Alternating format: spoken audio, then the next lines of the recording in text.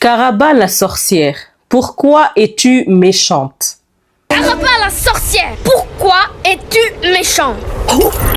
C'est la question que Kirikou avait posée à Karaba la sorcière. Mais bien avant ça, quand Kirikou vint au monde, sa mère, beaucoup de gens dans les villages vont lui raconter l'histoire d'une sorcière cruelle, méchante, qui a séché les rivières. Ne gaspille pas l'eau. Karaba la sorcière a asséché notre source. Qui transformait les hommes en fétiches, obéissants, qui mangeait les hommes carrément. Pourtant, cette histoire d'horreur qui aurait dû faire peur à un tout petit enfant ne lui a pas fait peur. La seule chose que Kirikou a posée comme question, c'est pourquoi elle est méchante? Personne ne savait répondre à cette question. Vous savez pourquoi? Parce que avant Kirikou, personne n'avait pris le temps de se poser la question. Mais Karaba, la sorcière, pourquoi elle est méchante? Pourquoi elle mange les hommes? Pourquoi elle est cruelle? Est-elle née comme ça? Était-elle un enfant un jour? Non, personne n'a posé cette question-là.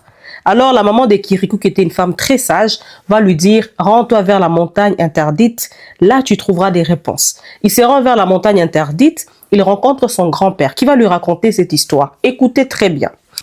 Grand-père, comment Karaba la sorcière a-t-elle fait entrer le monstre dans la grotte de la source? Elle ne l'a pas fait rentrer. Il est rentré tout seul. Il était tout petit et il avait soif. Avec les années, il a grossi et il a eu de plus en plus soif. C'est tout? Oui. Grand-père, pourquoi la sorcière dévore-t-elle les hommes? Elle ne les dévore pas. Comment? C'est une idée des gens du village. Karaba ne les a pas contredits. Plus les gens ont peur, plus elle est puissante. Mais elle n'a jamais eu envie de manger le cadavre d'un homme. Elle préfère les ignames avec une sauce bien pimentée, comme toi et moi. Ce n'est pas elle qui a privé d'eau le village. Elle n'a jamais mangé un homme.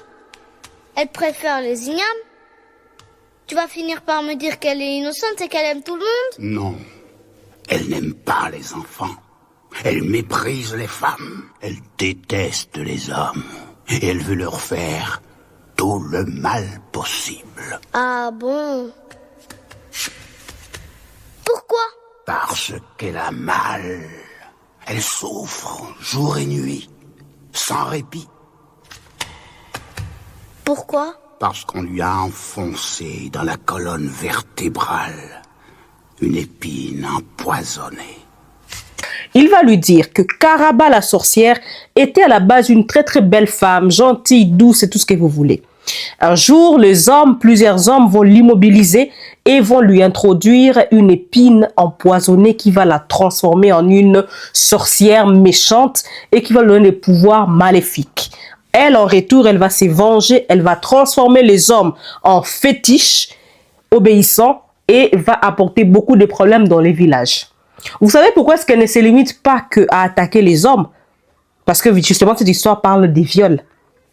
Michel Lancelot, qui est lui-même l'auteur de Kirikou, a expliqué ça, qu'il s'agissait d'un viol collectif en tout cas, et d'autres gens rajoutent que c'était un viol collectif. Pourquoi Karaba ne se contente pas seulement de transformer les hommes en fétiches, mais elle se venge contre toute la société, ou on peut dire tous les villages? Parce que justement, beaucoup de gens dans nos villages, quand ils subissent, ou même dans nos familles, quand ils subissent les viols, ils ne trouvent pas l'assistance dont ils ont besoin. Malheureusement, Michel Lancelot ne nous a pas parlé d'une Karaba qu'on a essayé d'approcher ou qui a approché les gens pour parler de sa situation.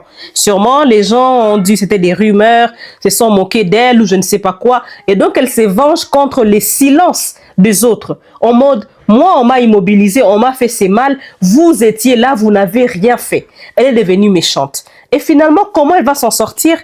Parce qu'il y a un questionnement. Ce n'est pas tant le fait que Kirikou lui enlève l'épine empoisonnée. C'est le fait que Kirikou ait posé la question. Ça a été le début de la délivrance de cette femme.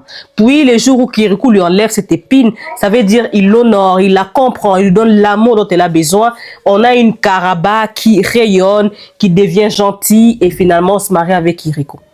En fait, moi, ça m'a enseigné plusieurs choses. J'y pensais aujourd'hui, en faisant mes cheveux, comme vous pouvez voir, je suis en mode Karaba, Karaba la sorcière.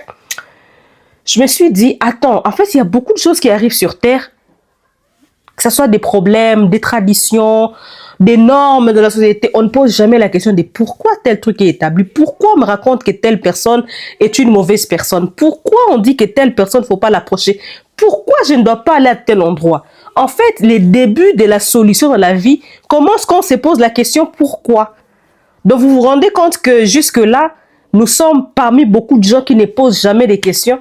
Nous suivons des normes sans nous questionner. Nous suivons les religions, les convictions religieuses, traditionnelles, coutumières, maritales.